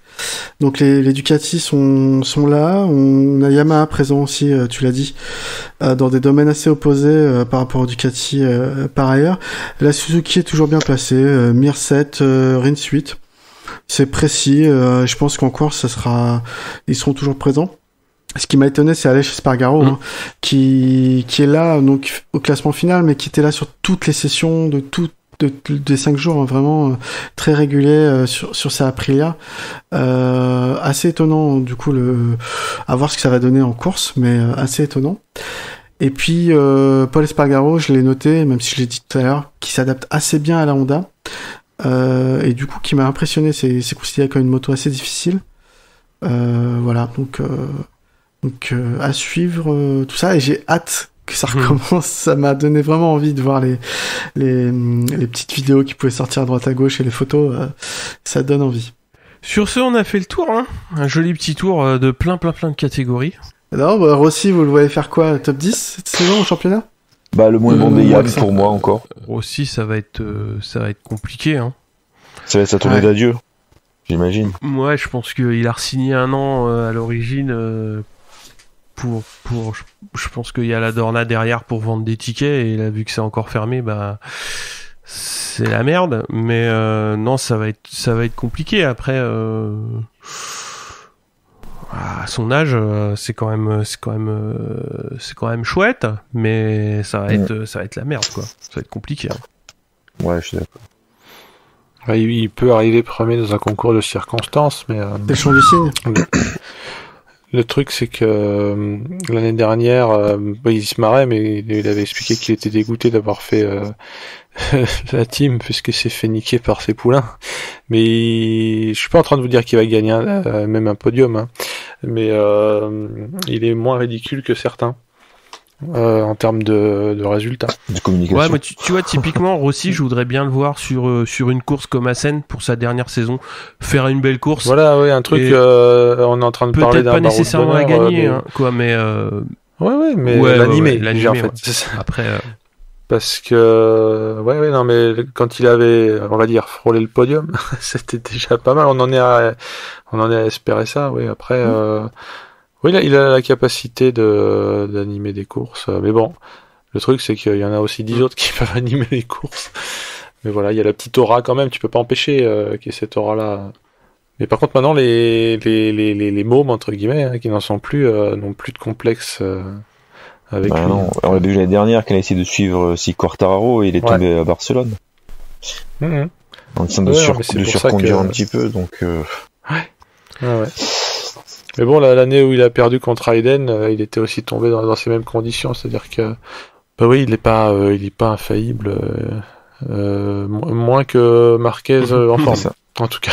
Après, c'était quand même marrant à ces tests de voir les améliorations qu'avaient amené les différents constructeurs, avec Ducati qui a encore amené quelque chose au niveau de l'assiette de la moto, donc il réussit à la descendre vraiment au plus bas dans certaines sorties courtes, par exemple, et aussi un essai de démarrage, je crois que c'est Nakagami qui a fait fumer un pneu sur la Honda. Mais c'était beau, hein. C'était beau. Un gros burn, ouais. Gros dragster. Et c'est marrant parce que le pneu avant décolle pas beaucoup, hein, donc l'anti-wheeling était bien réglé, mais à mon avis il y avait un peu trop de couple. Mais léger, quoi. léger. Là c'est un bon moyen de faire un all shot, quoi. D'ailleurs les mecs derrière voient rien. Ah oui. C'est un morceau de gomme qui vient de se coller. Le pneu, c'est bon, tu fais 2 tours, il y a plus rien. C'est peut-être pas interdit par règlement. Ah, c'est pas interdit, non? Je pense pas. Oui, c'est cru en moto-i, tu vois, il est cru qu'avec 7 tours. Bon, sur ce, messieurs, on se dit à très bientôt, c'est-à-dire dans... yes.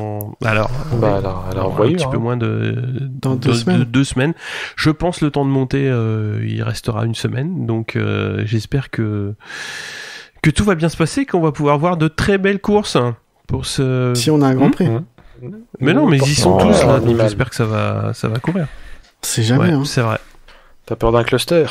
Il parle pas de malheur. Sur ce, salut à tous. Allez, ciao. Bon, messieurs, dames. Ciao.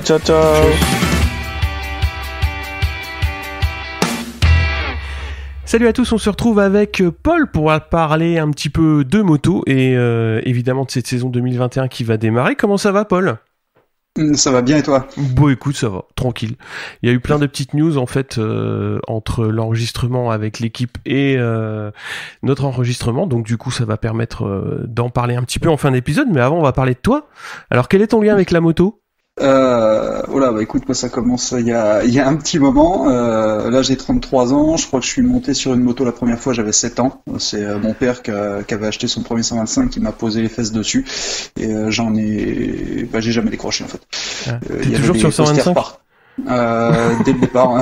Non, pas toujours sur 125. Non, le premier tour de roue c'était derrière lui et puis après il y a eu le 50 à 14 ans, le permis 125 à 16 ans avec la 125 qui allait derrière, le gros cube à 18 et puis après le temps d'acheter la moto etc. Je suis monté sur un gros cube à 20 ans ou 21 ans et puis j'en suis jamais descendu. Je roule quasiment en moto, je roule en moto tous les jours de toute façon pour aller bosser etc. Et puis il y en a pas mal dans le garage, je les répare, je regarde la moto, enfin tout tourne un petit peu autour de la moto à la maison. Ouais. tu disais que t'en regardais, mais tu suis ça depuis quand à peu près?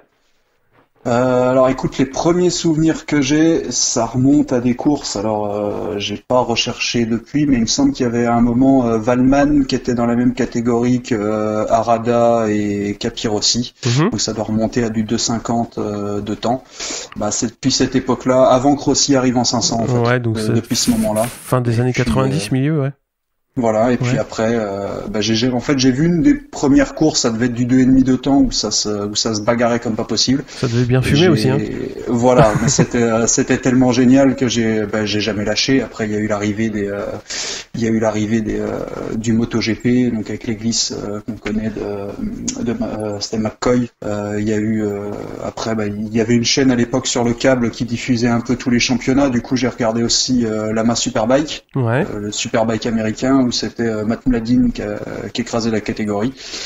Et puis il y avait les Ben Bostrom, Nicky Eden que j'ai commencé à voir à ce moment-là. En AMA, ouais. Puis après voilà, j'ai jamais lâché quoi. C'était, je crois que la plus belle saison, et c'est pour ça après que j'ai beaucoup accroché sur Superbike, c'est l'année, je crois que c'est 2000 ou 2002, la bagarre Edwards-Bellis avec les courses dont on se souvient avec le VTR Honda et la 996.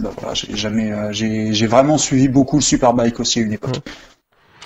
Est-ce que justement t'as une catégorie fétiche, t'es plus Superbike ou MotoGP? Là tu vois c'est dur. C'est très dur. Là c'est très très dur. Alors il y a un temps je t'aurais dit plus Superbike parce que ça se bagarrait plus, mais quand on voit les dernières saisons de MotoGP, en fait s'il y a un week-end MotoGP et un week-end de Superbike qui se superposent, je vais quand même privilégier le MotoGP parce que c'est quand même la catégorie reine, mais je garde quand même un œil sur le Superbike. C'est le Superbike parce que c'est des motos entre guillemets plus proches de la série quoi. Voilà, plus proches de la série. Mais quand on voit ce qu'ils font en MotoGP, c'est autre chose. Ils sont quand même ahurissants. Ils sont quand même vraiment ahurissants. Le gros intérêt du Superbike, c'est que tu peux te faire une course le samedi et puis deux le dimanche. C'est ça, c'est ça. Après, là, ils sont en train d'y revenir un petit peu, donc c'est pas plus mal. Mais il y a quand même eu la grosse domination de Johnny Ray chez Kawa. Et là, c'est en train de revenir un petit peu avec ce qu'ils ont fait. On y a cru avec Bautista.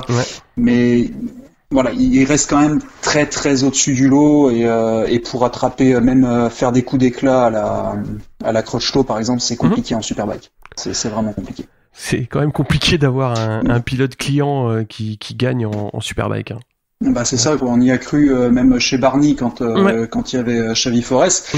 Mais bon, c'est un privé plus quoi. C'est un privé qui a quand même un gros soutien de Ducati, qui a toujours pas gagné avec la Panigale et qui espère quand même la mettre en haut quoi. Donc, tu vas fâcher Pierre là, parce qu'ils ont gagné.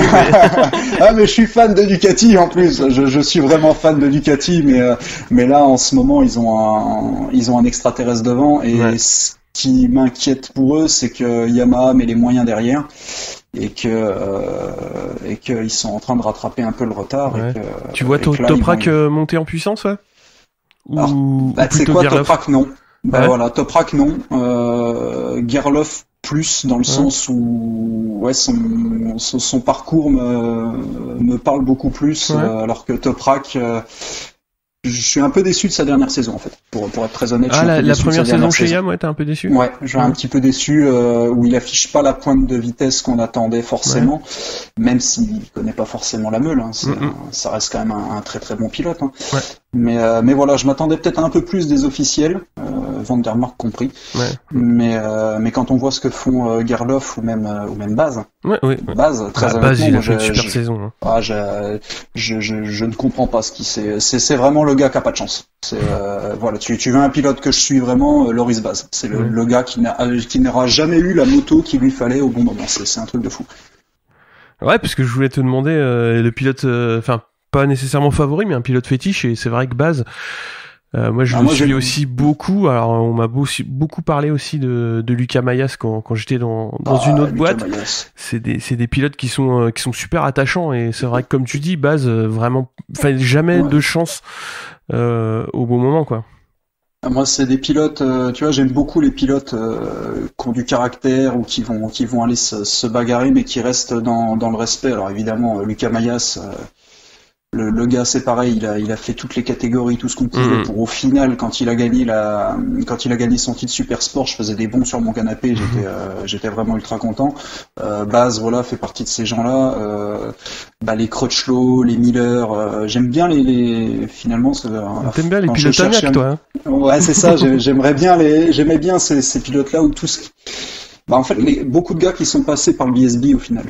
Parce que c'est des championnats où les gars sont habitués à se bagarrer, où ça parle pas beaucoup dehors, où quand ça parle franc, et puis par contre sur piste, ça s'explique sévèrement, quoi. Donc là, c'est vrai que c'est des pilotes qui m'attirent, je sais pas pourquoi, ça a toujours été ça. Le BSB, c'est quand même une catégorie, alors c'est dommage, moi je vois ça que en photo, mais ça fait toujours déjà des belles photos. Ah, totalement. C'est une catégorie qu'on voit pas trop à la télé, tu regardes ça sur quoi? Alors, on peut citer des chaînes. Ouais, vas-y. T'avais Eurosport qui a diffusé, mais le problème d'Eurosport, et ils faisaient ça avec le MotoGP, c'est qu'ils te prévoient des diffusions. Donc, moi, je peux pas toutes les regarder. Tu les enregistres et puis tu te retrouves avec du tennis parce qu'ils ont décidé de te sauter la diffusion. Donc là, dernièrement, ils envoyaient quand même le championnat BSB, et je crois Automoto la chaîne qu'on a diffusé aussi. Donc j'ai quand même pu le suivre bien l'année du titre de Reading. Ouais. Et quand tu vois ce qu'ils font avec les machines, où tu sais qu'ils n'ont pas d'électronique, et quand tu vois les circuits, il y a des endroits, je me demande comment ils font pour passer. Celui qu'on connaît, c'est Caldwell Park, avec la fameuse boss, le fameux saut sur la fameuse bosse, etc. Mais t'as d'autres circuits où tu comprends pas en fait. C'est pas possible de passer aussi vite à des endroits, le Silverstone National où c'est Knothill, je crois, qui est particulier. Ouais. Ils ont pas la place. Mais il passe. C'est hallucinant. C'est des circuits historiques où ils courent toujours à Brands Hatch et des trucs comme ça, là? Ils ont toujours Brands Hatch. Il y a Brands Hatch de mémoire, ils y vont 2 ou 3 fois. Ouais. Mais ils changent le tracé entre temps. Voilà, ils changent le tracé. Mais je comprends pas. Honnêtement, il y a des moments où ils arrivent là-dedans, on dirait une course de Moto 3 sur une piste qui est 2 fois plus petite avec des motos qui sont 4 fois plus grosses. Puis avec des milles, quoi. Ouais, voilà. Ah, mais et puis cette ambiance, là, c'est vraiment Reading, c'était un championnat pour lui. Clairement, c'était un championnat pour lui. Tellement content qu'il l'ait gagné, mais c'était un championnat pour lui. Tu le sentais parfaitement à l'aise dedans, quoi. C'était sa maison. Ouais. On va parler maintenant de 2021. Alors, après toute catégorie, qu'est-ce que tu attends un petit peu de cette saison? On peut faire le tour, hein, c'est-à-dire commencer par Moto 3, Moto 2, MotoGP. En MotoGP, plein de confirmations en fait. Ouais. Plein de confirmations et d'interrogations. MotoGP, je veux voir ce que vont faire les KTM officiels. Ouais. Parce que c'est 2 pilotes dont j'adore le style, que ce soit Binder ou Oliveira, j'adore ces mecs-là. Je les vois depuis qu'ils ont commencé en Moto 3, j'adore vraiment ce qu'ils envoient en tant que dans leur style chacun respectif. Franchement, j'adore ce qu'ils font, vraiment ce que vont faire les KTM. Comment va revenir Marquez, forcément. Parce que comme tout le monde, j'attends de voir ce que ça va donner avec Mir et sa nouvelle équipe, parce que Brivio est quand même parti. Ça risque d'être, c'est une grosse inconnue mine de rien. Comment va s'en sortir Miller chez Ducati? Ouais. parce que il ne fait que progresser. Donc est-ce que maintenant il va enfin réussir à choper la régularité qui va faire qu'il peut être un candidat pour le titre? Est-ce que Yam a enfin trouvé des chevaux? Il serait peut-être temps, à un moment donné. Faudrait peut-être arrêter d'être ridicule en bout de ligne droite. Ou des mini-poneys, non?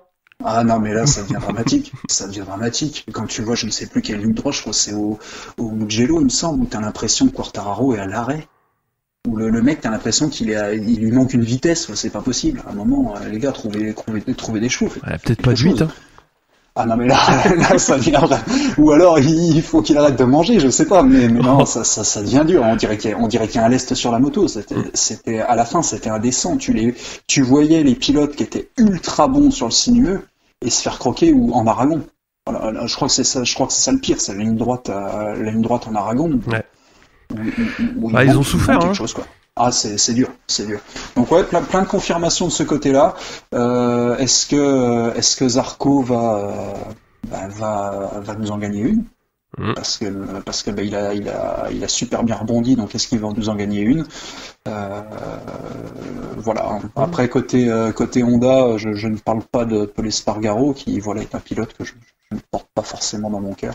À toi non plus? Putain, mais j'ai l'impression que personne ne l'aime, c'est pas possible. Ah, je suis désolé. En fait, j'ai un problème avec les gens qui parlent trop. Ah. Et lui, je trouve qu'il parle beaucoup pour ce qu'il a montré. Parce que bon, ok, t'as développé la KTM, très bien, excellente machine. Toutes mes félicitations, c'est une très belle moto. Attention à mon niveau de profane. Hein. J'ai mis les roues 2 fois sur piste, hein, donc il est bien au-dessus de ce que le commun des mortels peut faire. Mais il y a un moment donné. Le palmarès ou ce que tu montres en piste ne suit pas forcément les déclarations qu'il peut avoir. Donc on va voir. J'ai hâte de voir surtout ce que va faire notre extraterrestre espagnol de retour avec peut-être un peu plus de maturité vis-à-vis de ce qui lui est arrivé. Ça peut être tout bon ou tout mauvais. Hein. Ouais, de toute façon, on va en parler un petit peu puisque justement il a roulé hier sur piste avec une moto de série. Donc on n'a pas eu le temps d'en parler en épisode avec toute l'équipe, donc ça permet déjà d'en parler, donc ce qui est plutôt pas mal. Mais alors je me suis un petit peu emporté dans l'épisode, hein. Vous m'excuserez, mais c'est bien de repasser un petit peu le couvert 2 jours après, parce que après il peut y avoir des petites coupes au montage aussi, ce qui n'est pas impossible, mais oui, j'étais un peu énervé, mais d'accord. On verra ça. Ouais. Ça marche. Et dans les petites catégories en Moto 2, Moto 3, tu vas regarder qui en particulier? Moto 3, alors pour commencer par les plus petits, Moto 3 McPhee. C'est parce que ça fait j'y ai un peu cru au début de l'année dernière. Ouais. Et je me suis dit c'était dommage, donc est-ce que je le vois pas gagner, mais vraiment suivre ce qu'il va faire. C'est la dernière cartouche pour lui, hein. Bah c'est ça, parce que je commençais à me demander l'an dernier justement s'il n'était pas trop vieux pour le Moto 3, surtout qu'il avait fait un test Moto 2, si je dis pas de bêtises, il avait fait une saison avant de redescendre. Donc voilà, peut-être le voir sur un podium final, ce serait bien, sans parler de jouer le titre. Après, pour le titre, bonne question.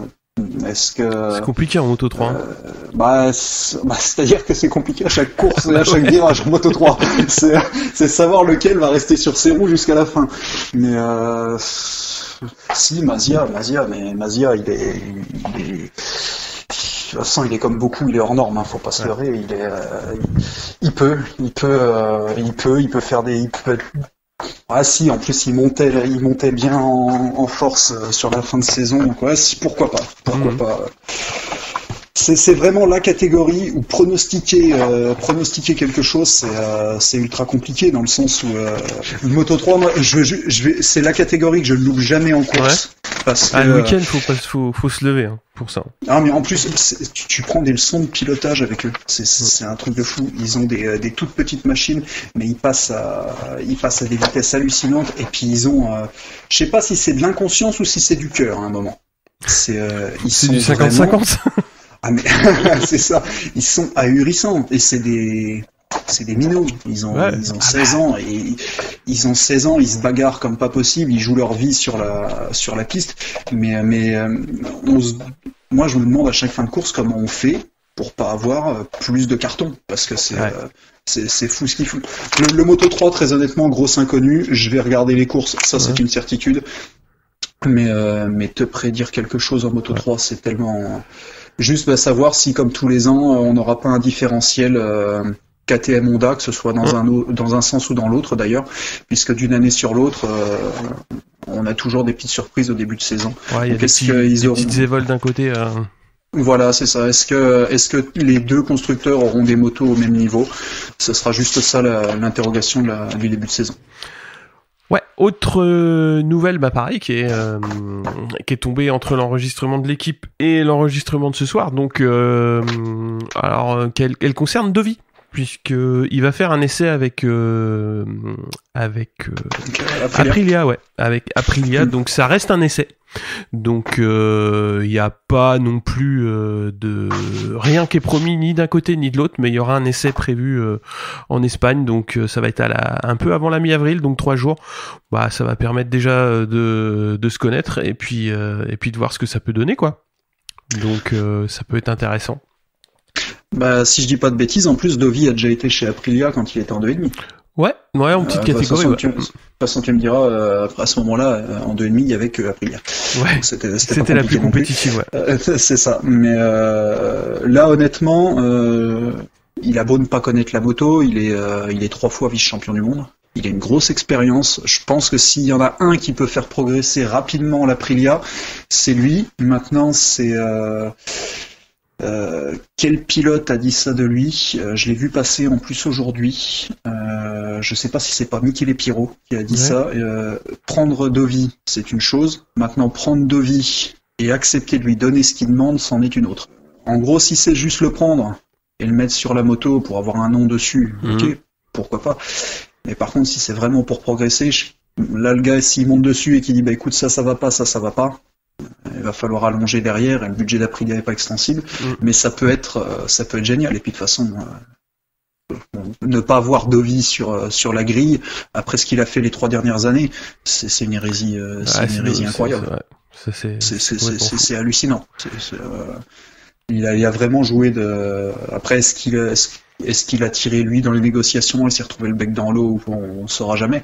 Mais c'est quand même dommage qu'il ait pas réussi à avoir un guidon pour rester sur la grille, quoi. Ouais, c'est clair. On verra comment ça va se goupiller déjà. Hein. C'est-à-dire là, il va courir sur une moto GP, sur une moto qui sera sur la grille au Qatar, et lui, il aura pris entre guillemets un petit peu de vacances, comme ni plus ni moins que les autres pilotes. Et puis il va faire ses jours d'essai, puis il va voir ce que ça donne. Puis je t'avoue que pour l'histoire, j'aimerais aussi parce que malheureusement on a vu la nouvelle il y a quelques jours maintenant, pour l'équipe Aprilia, c'est le support Gresini. Ce serait bien pour, même si ça aurait été mieux de son vivant, mais ce serait bien pour Fausto Gresini qu'ils aient de belles, qu'ils soient un peu sur le devant de la scène pour de bonnes raisons, quoi. Ouais. Ce serait pas mal. Ça clôturerait bien l'histoire. Ouais. Donc à voir. Ok. Eh ben, il nous reste plus qu'à attendre un petit peu de temps pour voir les essais reprendre. Et moi, je vais te remercier, Paul, pour ce petit bout de parlotte. Je t'en prie, merci à toi. Merci à toi, avec plaisir. On va se retrouver pour le Qatar 2. Ça serait, si on a un début de saison comme on a eu sur les autres, là, ça va être épique. Okay. Ça va être épique. Là, on va parier sur un Zarco qui la gagne. Oh la vache. T'es chaud, toi, direct. T'as regardé les codes sur BetClick ou quoi, là? Absolument pas. Mais il a la moto adaptée au circuit et il a la rage. Et puis ça nous ferait plaisir. Bon si tu gagnes le prono, je t'envoie des goodies, promis. Je les prends avec plaisir. Ouais. Ça marche. Allez, merci beaucoup, Paul. Ciao. Je t'en prie, merci à toi.